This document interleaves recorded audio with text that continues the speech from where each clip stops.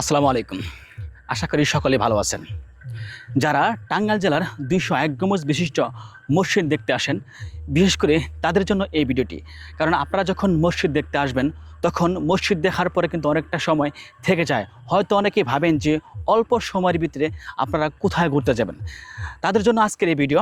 তো আমি এমন একটি জায়গায় চলে আসছি, ২০১ গম্বুজ মসজিদ থেকে অল্প একটু দূরত্ব যদি চলে আসেন, তাহলে কিন্তু এত সুন্দর একটি মনোরম পরিবেশ আপনারা উপভোগ করতে পারবেন। আমার দুপাশে কিন্তু দুটি বিল, একটি বিল এবং এপাশেও কিন্তু একটি বিল রয়েছে। দুপাশে বিল থাকার পরে মাঝখান দিয়ে যখন রাস্তা থাকবে, আপনি যখন সেই রাস্তা দিয়ে হাঁটবেন, সত্যি আপনার যে একটা অনুভূতি হবে, সেই অনুভূতিটা ভাষায় প্রকাশ করার মতো না। তাছাড়া কিন্তু এখানে যখন মৃদু বাতাস বইবে, সেই মৃদু বাতাস কিন্তু আপনাকে অনেক মুগ্ধ করে দেবে। আপনি বারবার ছুটে আসতে চাইবেন এই গ্রামের প্রকৃতির কাছে। গ্রামের প্রকৃতির সৌন্দর্যের কাছে পৃথিবীর সমস্ত কিছু হার মানাবে। গ্রামের সৌন্দর্য, অনাবিল যে সৌন্দর্য, সেই সৌন্দর্য আশা করি আপনাকে অনেকটাই মুগ্ধ করবে। গ্রামের মেঠো পথে হাঁটতে যে কি ভালো লাগে, যারা গ্রামের মেঠো পথ দিয়ে হাঁটাচলা করে তারাই বুঝতে পারবে। শহরের কোলাহলে যখন আপনার মন ব্যস্ত হয়ে পড়বে, ব্যাকুল হয়ে পড়বে, তখনই কিন্তু আপনি চলে আসতে পারেন এই এত সুন্দর একটা পরিবেশে। এত সুন্দর পরিবেশে আপনার আসলে অবশ্যই আপনার কিন্তু মনটা অনেক অনেক ভালো হয়ে যাবে। তো এই জায়গাটি কোথায় সেটি এখন আপনাদেরকে বলে দেব। আপনারা যখন ২০১ গম্বুজ মসজিদ দেখতে আসবেন, তখন ২০১ গম্বুজ মসজিদ থেকে ৫ টাকা ভাড়া নেবে। অনেক সময় ১০ টাকা নেয়, কিন্তু এখান থেকে অল্প একটু দূরে ৫ টাকা ভাড়া নেবে। যখন বলবেন আমি যৌথুরি মোড় যাব, যৌথুরি মোড় থেকে হালকা একটু যৌথুরি গ্রামের দিকে চলে আসতে হবে। আপনাদেরকে ভিডিওর মাধ্যমে কিন্তু দেখিয়ে দিব যে কোথা থেকে কোথায় চলে আসবেন। তো দক্ষিণ পাতালিয়া মসজিদ থেকে আপনি যৌথুরি মোড়ে এসে নামবেন। নামার পরে আপনি যেদিক থেকে আসবেন সেই অনুযায়ী আপনাকে হাতের ডান পাশ দিয়ে, এই হচ্ছে রাস্তা, ডান পাশ দিয়ে আসতে হবে। ডান পাশ দিয়ে এসে একটু আগালে কিন্তু আবার হাতের বাম পাশে আসতে হবে। হাতের বাম পাশ দিয়ে সামনে আসলেই এই দৃশ্যগুলো আপনার চোখে বলবে।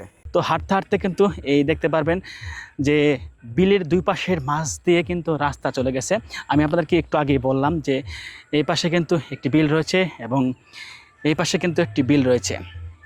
তাছাড়া এখানে আসলে কিন্তু আপনি যে সূর্য ডোবার দৃশ্যটা, সেই সূর্য ডোবার দৃশ্যটা কিন্তু খুব সুন্দরভাবে উপভোগ করতে পারবেন। এখানে বিকেলবেলার পাখির কোলাহল, সেই সাথে যখন ভরপুর থাকবে পানি এপাশে, তখন কিন্তু পানির একটি কলকল শব্দ আপনি কিন্তু শুনতে পারবেন। তাছাড়া কিন্তু এখানে আপনি এসে যে মাছ মারার যে দৃশ্যটা, সেটি কিন্তু এখানে দেখতে পারেন। গ্রামের কৃষকগুলা যখন মাথায় করে ধানের বোঝা নিয়ে যাবে, সেই দৃশ্যগুলো কিন্তু আপনি এখান থেকে উপভোগ করতে পারবেন। গ্রামের কৃষকদের যে কাজকর্মগুলো, সেগুলো কিন্তু আপনি এখানে একই সঙ্গে দেখতে পারবেন। ২০১ গম্বুজ মসজিদ দেখার পাশাপাশি আপনি আরও কী দেখতে পারবেন এখান থেকে, তা কিন্তু আজকের এই ভিডিওর মাধ্যমে আপনাদের সাথে শেয়ার করব। ২০১ গম্বুজ মসজিদ দেখার পাশাপাশি কিন্তু আপনি ২০১ গম্বুজ মসজিদ থেকে এই জায়গাটাতে চলে আসতে পারেন এবং সে সাথে আরও একটি জায়গায় যেতে পারেন, সেটি হচ্ছে হেমনগর রাজবাড়ি।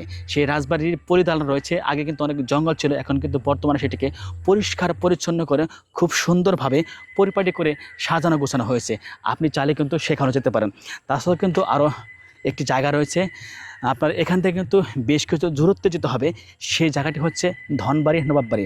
আপনি চাইলে কিন্তু সেখানেও যেতে পারেন। তাছাড়া কিন্তু আমাদের এই গোপালপুর থানার বাইরে মধুপুর থানা রয়েছে, সেখানেও কিন্তু আপনি রাবার বন দেখতে পারবেন। খুব সুন্দর সুন্দর গাছপালা রয়েছে, মনোরম পরিবেশে প্রাকৃতিক সৌন্দর্যে ভরপুর। সেখানে কিন্তু আপনি চাইলে ঘুরে আসতে পারেন।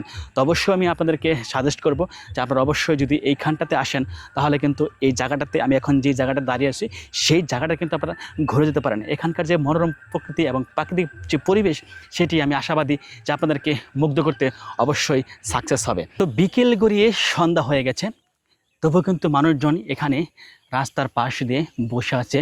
প্রকৃতির সৌন্দর্য এবং হালকা মৃদু যে প্রকৃতির ভালোবাসা, সেই ভালোবাসা গ্রহণ করার জন্য কিন্তু মানুষ বসে আছে। তো দেখতে পাচ্ছেন দুপাশে কিন্তু একেবারে ফাঁকা জায়গা, দুপাশেই বিল এবং এ পাশে কিন্তু পাটের যে ক্ষেত রয়েছে, সেই পাটের ক্ষেত রয়েছে। এই পাশেও কিন্তু পাটের যে ক্ষেত, সেই পাটের ক্ষেত কিন্তু রয়েছে। আপনাদেরকে একটি জিনিস দেখাবো, সেই জিনিসটা হয়তো অনেকেই মুগ্ধ হয়ে যাবেন। একেবারে বিলের মাঝখানে, বিলের মাঝখানে বললে ভুল হবে, দুপাশেই বিল, সেই বিল থেকে একটু সামনে এগুলি, অর্থাৎ আপনি যখন যথুরি মোড় থেকে একটু ভিতরের দিকে আসবেন, তখন কিন্তু একটি ঈদগাহ মাঠ দেখতে পারবেন।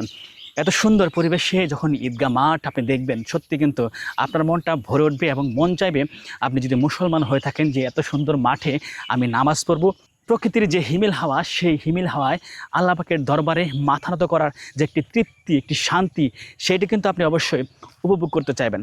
তো এখন আপনাদেরকে সেই মাঠটি এখন দেখাবো। হচ্ছে যথেরি ঈদগাহ মাঠ। মাঠে কিন্তু অনেক গাছপালা রয়েছে এবং এখানে কিন্তু যখন ভরপুর রোদ থাকবে তখনও কিন্তু রোদের যে ছায়াটা সেটি কিন্তু এখানে আপনি পাবেন না। রোদ থাকার পরেও কিন্তু এত সুন্দর পরিবেশে আপনি নামাজ পড়তে অনেকটাই ভালো লাগবে। সাধারণত ঈদগাহ মাঠ একটু পরিষ্কার পরিচ্ছন্ন থাকে, মাঝখানে গাছপালা থাকে না, কিন্তু এটি একটি ব্যতিক্রমী ঈদগাহ মাঠ। এই দেখতে পাচ্ছেন এখানে কিন্তু ইমাম সাহেব তো ইনি খুতবা দেন এবং নামাজ পড়ান। এই যে ঈদগাহ মাঠ দেখতে পাচ্ছেন, ঈদগাহ মাঠের যে ইমাম সাহেব নামাজ পড়ায় সেই জায়গাটা কিন্তু আপনারা অবশ্যই দেখতে পাচ্ছেন। তো আজকের মতো এখানেই বিদায় নিচ্ছি। সকলে ভালো থাকবেন এবং সুস্থ থাকবেন। আল্লাহ হাফেজ। আসসালামু আলাইকুম ওয়া রাহমাতুল্লাহ।